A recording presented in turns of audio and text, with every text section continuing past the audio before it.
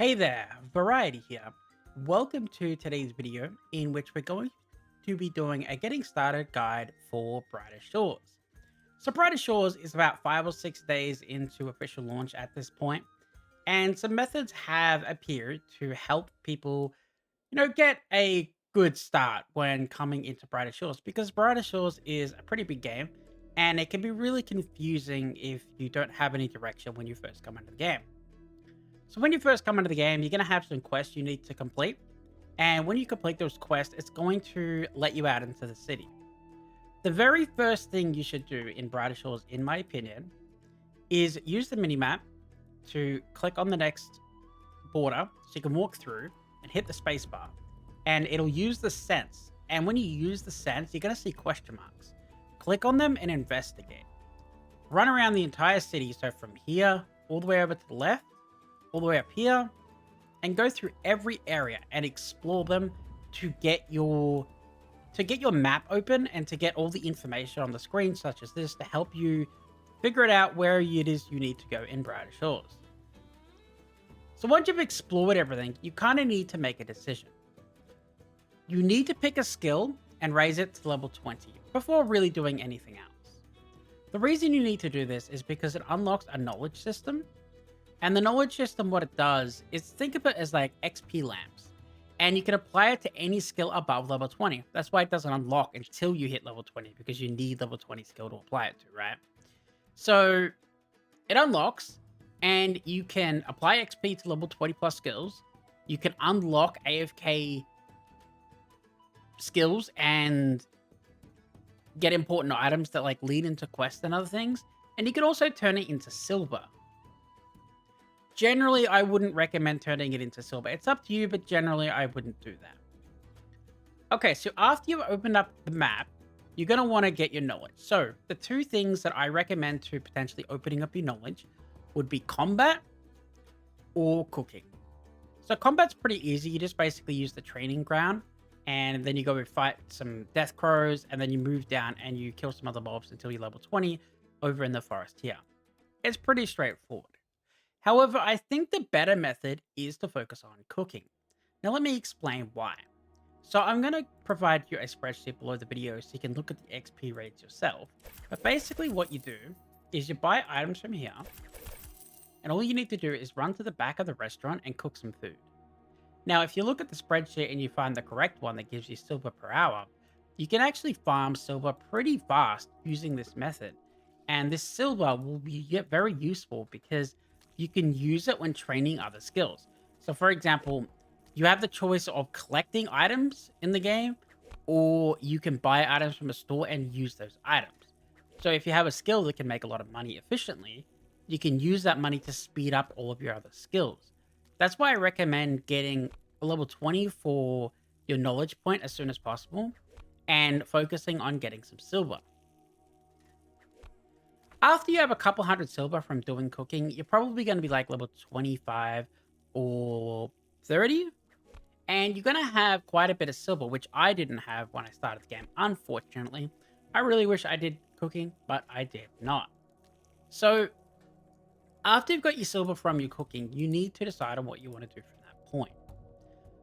I would suggest that people either keep cooking to get more silver or move on to the next zone. To move on to the next zone, there are some requirements. So there's like a total level requirement. You need a bit of combat, a couple skills, and you need to follow the main quest. So the main quest is pretty straightforward. I can't locate it right now. Here it is over here. It's just your main story. And what that'll do is it'll unlock the second zone. Once you go to the second zone, you need to keep doing quests, and you're going to go down here, down to the Timberwell Green. Once you're down here, it's going to unlock gathering, woodcutting, carpentry. So you're going to combine woodcutting throughout the forest with carpentry to gain level 32 carpentry. Why do you want level 32 carpentry? So the thing with Brighter Shores is that the banking system is a little bit odd.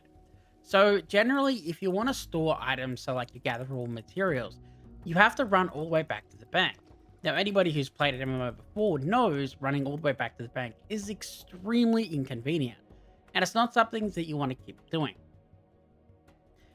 Now, the Carpenter level 32 is going to take you quite a while. It's not going to be easy. That is why I'm recommending that you make silver from cooking and then use the silver to buy the logs from the store. So when you're over here and you're doing carpenter, there's a store right here. You can buy the logs, run into here, do your carpenter, and then store it here or sell it in here. It'll save you hours of time by using this method. So this little storage rift marker here, you can open it up and store materials in your bank from portable areas. So I don't know if I can actually deposit this. There we go. I deposited it. So instead of like gathering resources around here, for example, and then running all the way back here, I can just go to here and then teleport my resources into my bank. So as you can see, it's very useful.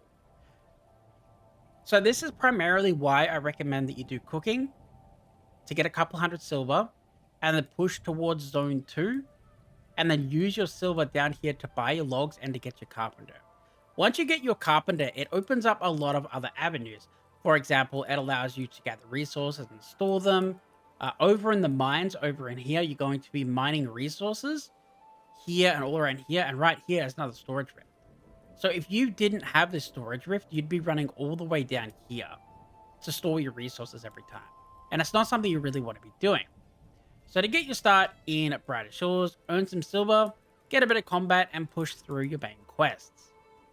I do want to hit the nail on the head with these side quests. So I understand that seeing side quests from other games, you're probably thinking, hey, let's do the side quest. I don't blame you. I kind of did the same thing. And one of the lessons that I learned. So here are some side quests in here. Brighter Shores is a little bit different in the way that the side quests have pretty extreme requirements. Like they would have things like, 30 fishing, 40 combat, 60 smithing, and they're just side quests. The side quests are way more difficult on the skill requirements than the main quest itself. So you have to do the obelisk one because you need to be able to attune stuff. However, the Lost Shipment, for example, and the Brennets of Inheritance completely skip these in the Zone 1 because the requirements are so high that you'll be spending a lot of time sitting in one area leveling up to achieve them. So ignore the quest early on and then power through to the other zones. Unfortunately, some people join the game and then saw this map here and they're like, well, this is the entire map, but in reality, it's not. Like, the map 2 opens up here, map 3 opens up all the way to here, and then map 4 opens up over here. So as you can see, there's a lot going on, and every time you open up a new zone, you get new quests, you get new areas to explore, and you get new skills to work with. And as you get further and further into the game, the skills start working together with each other. So what I mean by this is like you mine to smith, right? You merchant to leatherwork. You can do combat and detective together. If you want to do Bonewright, you need to collect materials using gather. So like you need to gather resources from zone 2 and use them in Bonewright in zone 3. So the resources not only go from skill to skill, they actually go from zone to zone as well. And as you get further and further in the game, you're going to see all these things start to connect together to give you a full grasp of the game rather than the view you would get if you only stayed in Region 1.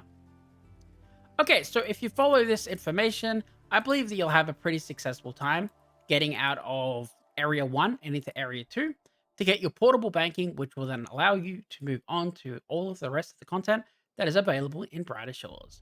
Until next time.